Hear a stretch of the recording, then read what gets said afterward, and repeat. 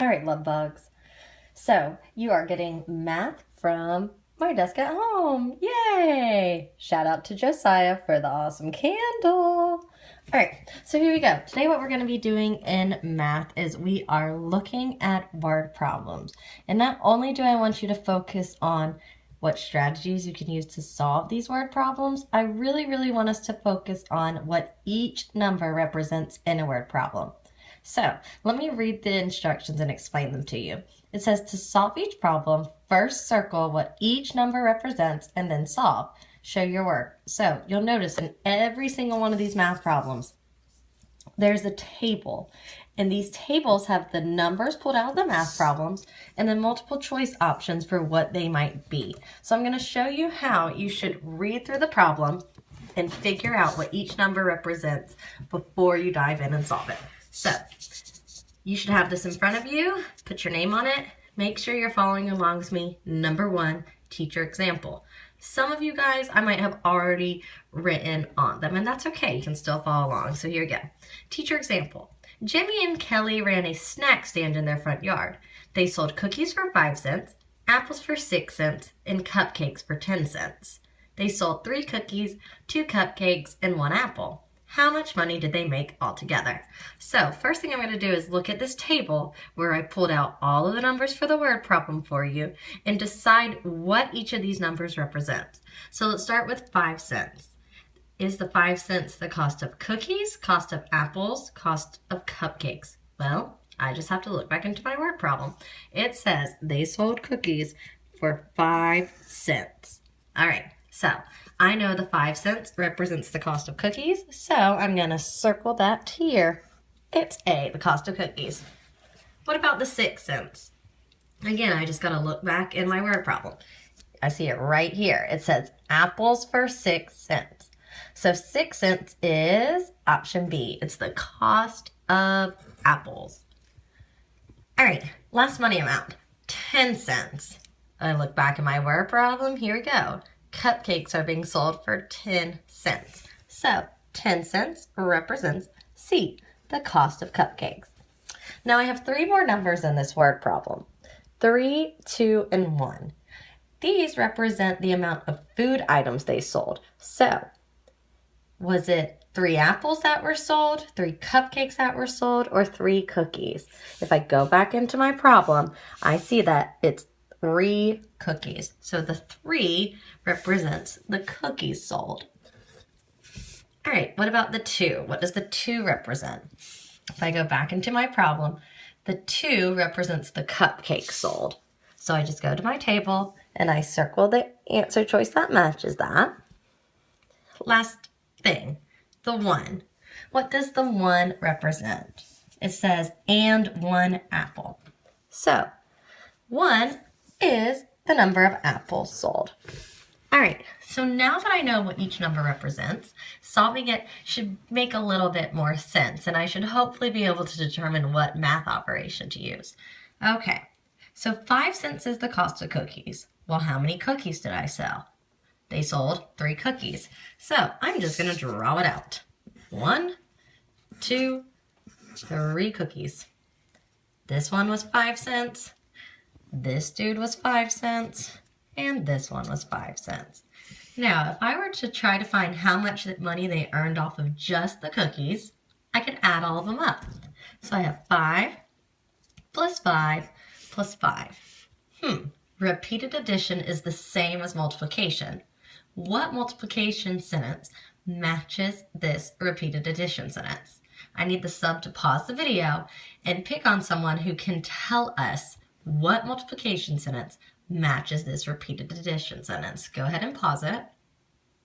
All right, they should have said that 5 times 3 is the same as 5 plus 5 plus 5. If I skip count by 5 3 times, or if I have this fact memorized, I know that 5 times 3 is 15. So from just the cookies alone, they earned 15, cents.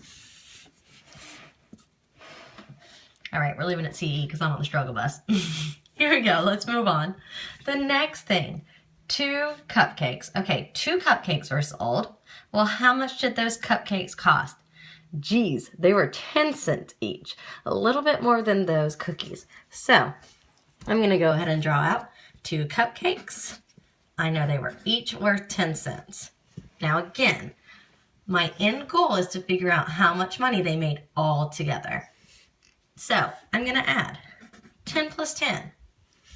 If 5 plus 5 plus 5 is the same as 5 times 3, what multiplication sentence goes with 10 plus 10? Sub, pause the video, and pick someone to answer that. All right, 2 times 10 is the same as 10 plus 10. And 2 times 10, I should know that that is 20. So the cupcakes cost, I persevered and was able to spell it that time, 20 cents. Okay, last thing they sold was that one little apple all by his lonesome. So I'll get a little creative for you.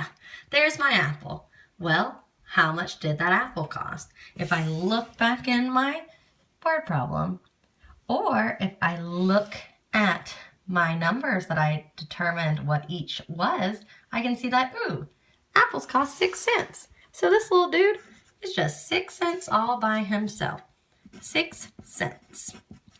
All right, now I'm not done. It didn't ask me what was the price of the cookies, what was the price of just the cupcakes, what was the price of that one apple. It wants to know how much money they made all together, all of these sales. So I have to add 15 plus 20 plus 6. So my final addition sentence would be 15 plus 20 plus 6. Now, I could stack it and add it, but what I'm going to encourage you guys to do is use tens and ones. I'm going to go over here to this little side of my paper because I'm running out of room. If you run out of room, just get some notebook paper out of that top drawer, or you can ask the sub for some, okay? And I should have left some out for you guys.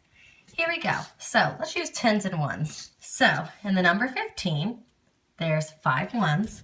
1, 2, 3, 4, 5. And there's 1 10. In the number 20, there's 0 ones and 2 tens. In the number 6, there's 6 ones, but no tens.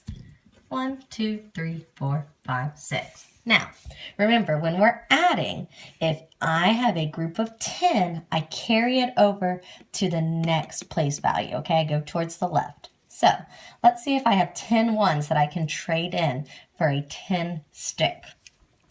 1, 2, 3, 4, 5, 6, 7, 8, 9, 10. I sure do. Look at this dude. So here are 10 ones. I'm going to cross it out, and I'm going to trade it for a 10 stick. So look, I only have the number 1 left in the tens place.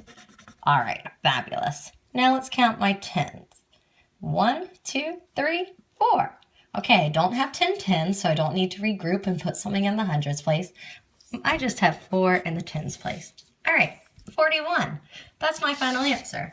But 41 what? 41 cupcakes, 41 apples, 41 cookies. Well, I'm going to use redraw right. I read it, I drew my problem out, and I solved it. Now I'm going to write my answer as a complete sentence. 41 cents.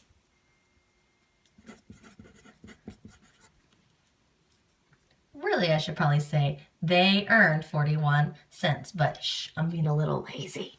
Okay, since I only have one hand. Hee hee. Don't worry.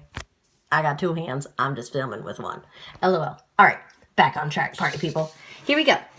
So what you guys are going to do, you're going to do the rest of this packet 2 all the way through 8. And just like I did, the first thing you're going to do after you read that problem is look at the tables that go with the problem and fill in what each number represents. Then that should help you to be able to solve it. If you get done early and you're sure you've done your very, very best work, make sure your name is on top of this dude. Give it to our lovely sub and they will hold it for me to check. I can't wait to see all of your hard work.